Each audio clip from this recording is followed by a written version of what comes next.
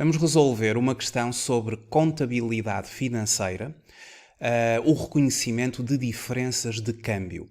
Trata-se da questão número 4 do exame de avaliação à Ordem dos Contabilistas Certificados, realizado no dia 20 de março de 2021, da parte da manhã, a versão A.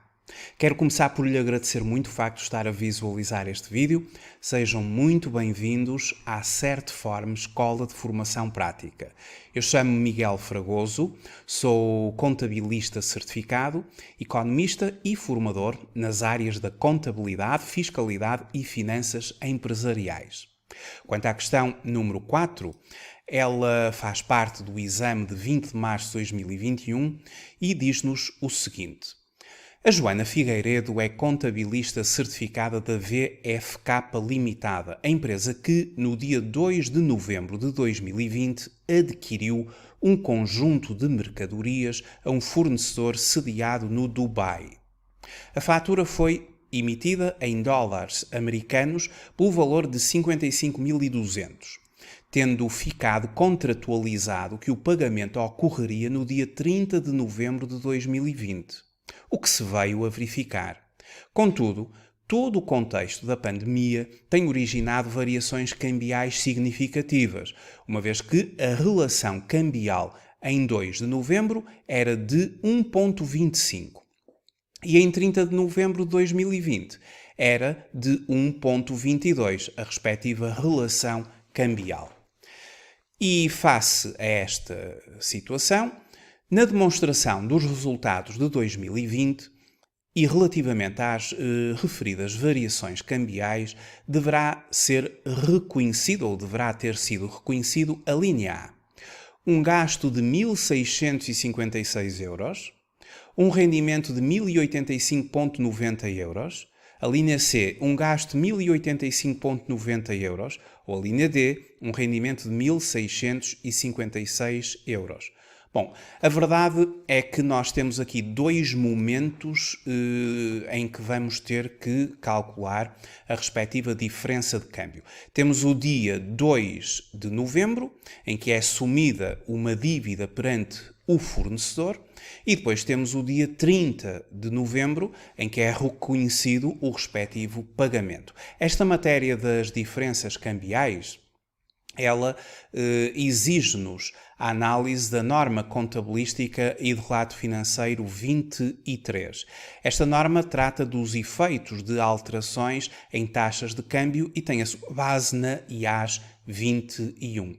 No que diz respeito a esta norma, será importante nós termos em consideração algumas definições iniciais aqui para resolvermos esta questão. Nomeadamente a definição da moeda funcional, que é a moeda do ambiente económico principal no qual a entidade opera, no caso concreto, euros. E depois, a diferença de câmbio é a diferença resultante da transposição de um determinado número de unidades de uma moeda para outra moeda a diferentes taxas de câmbio. Nesta norma é também importante o seu parágrafo 22 e 23, normalmente o 23, para podermos trabalhar também esta questão. Quanto à questão propriamente dita, eu começo por fazer o seguinte. Começo por identificar que as diferenças de câmbio, do ponto de vista do nosso código de contas, do código do sistema de normalização contabilística, elas poderão ser reconhecidas como diferenças de câmbio desfavoráveis, e aí utilizamos a conta 6887, uma conta de gastos, ou favoráveis, diferenças de câmbio favoráveis, em que teremos de utilizar uma conta de rendimentos da classe 7 a 7887. Sendo gastos ou rendimentos, vai influenciar a nossa demonstração dos resultados na vertente de outros rendimentos ou na vertente de outros gastos. Portanto, o movimento nestas contas vai influenciar a demonstração dos resultados. No caso de uma entidade realizar transações em moeda estrangeira, deve registá-las no momento da sua ocorrência na sua moeda funcional, que aqui são euros. Aplicando à quantia de moeda estrangeira a taxa de câmbio entre a moeda funcional e a moeda estrangeira à data da transação. Bom, conforme nós temos no dia 2, nós temos a assunção de uma dívida, o reconhecimento de uma dívida de 55.200 dólares americanos, e a essa data a relação cambial que nós aqui temos era de 1,25, o que significa que dividimos este valor por 1,25 para determinarmos o valor em euros. 55.200 por 1,25 a 2 de novembro de 2020 são 44.160 euros. Este é o valor que foi reconhecido como passivo corrente em fornecedores a 2 de novembro de 2020.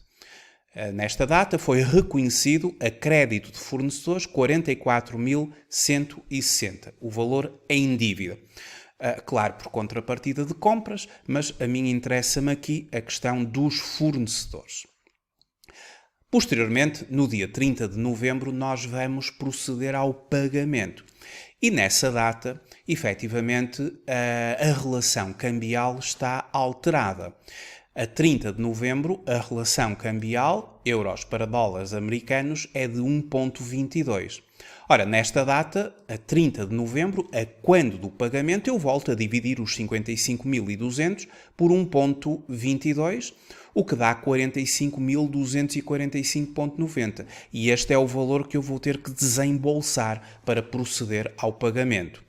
Ora, tendo eu que pagar mais do que aquilo que está reconhecido, logicamente que para a minha empresa, eu vou ter uma diferença de câmbio desfavorável. E a quando do reconhecimento do pagamento, a diferença de câmbio desfavorável é a diferença entre os dois valores e que dá 1085,90.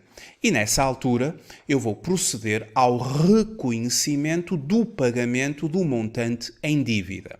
E terei que fazer 3 lançamentos. Começo por debitar a conta 2211 dos fornecedores por 44.160 a 30 de novembro, o valor que estava em dívida desde 2 de novembro, a conta está saldada, e faço um crédito na conta de bancos, mas pelo valor que eu realmente vou pagar e que a 30 de novembro de 2020 eu vou pagar 45.245,90. Portanto, credito a conta 12 bancos por 45.245,90.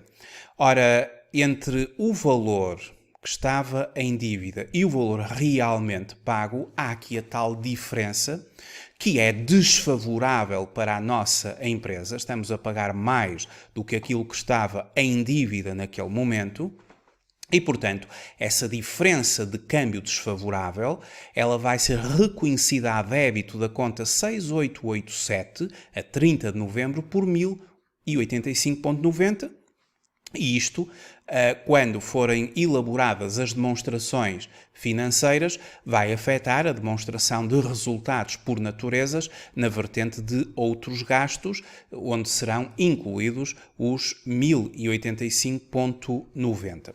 Portanto, este lançamento debitar a 2211 por 44.160, debitar a 6887 diferenças de câmbio desfavoráveis por 1085,90 e creditar a nossa conta de bancos pela transferência de 45.245,90, creditar esta conta, tudo a 30 de novembro, é o reconhecimento deste pagamento.